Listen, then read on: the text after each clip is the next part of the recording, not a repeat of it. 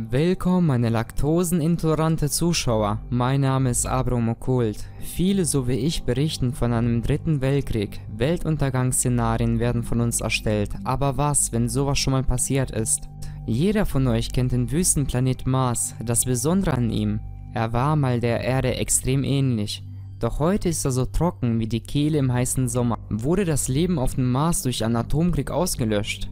Gab es eine fortgeschrittene Zivilisation von sogenannten Marsianer? Durch einen vergessenen Abonnentenwunsch gehen mir diese Frage auf die Schliche. Aber bevor wir anfangen, ich würde mich über eine Bewertung freuen. Für jeden Neuankömmling steht ein Abonnier-Button bereit. Wir fangen an. Der Mars war einst ein warmer Planet mit Flüssen, Ozeanen und einer Atmosphäre wie auf der Erde. Selbst Sauerstoff habe es gegeben und damit auch Leben. Bis vor 3 Milliarden Jahren eine Katastrophe alles beendet hat. Der einst so warme und feuchte Planet mutierte in eine kalte Wüste, ohne Wasser, Luft zum Atmen und vor allem eine Chance zum Leben. Eigentlich wurde bereits im 18. und 19. Jahrhundert spekuliert, dass auf dem Mars eine fremde Zivilisation existiert. Selbst Astronomen nahmen bis vor nicht mal 100 Jahren an, dass unser Nachbar im All bewohnt ist und dort eine technologische Alienkultur existiert. Bei solchen Überlegungen über eine Mars-Zivilisation gab es 3 Hauptideen.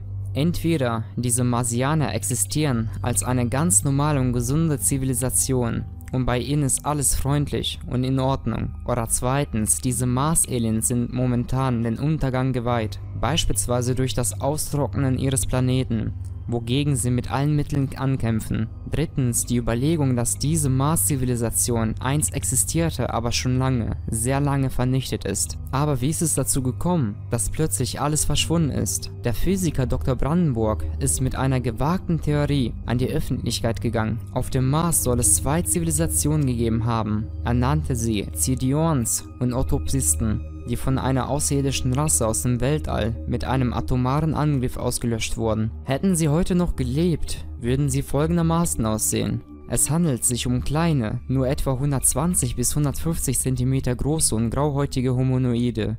Sie sollen sehr lange und dünne Arme und Beine haben, meistens nur 4 Finger besitzen und einen ungewöhnlichen großen Kopf auf ihrem dünnen Hals tragen. Die Augen werden einheitlich als oval, tiefschwarz und groß beschrieben. Gerne bezeichnet man diese Augen als mandelförmig. Die Nase wie auch die Ohren sind nur ansatzweise zu erkennen oder meist nur als Löcher im Kopf des Wesens.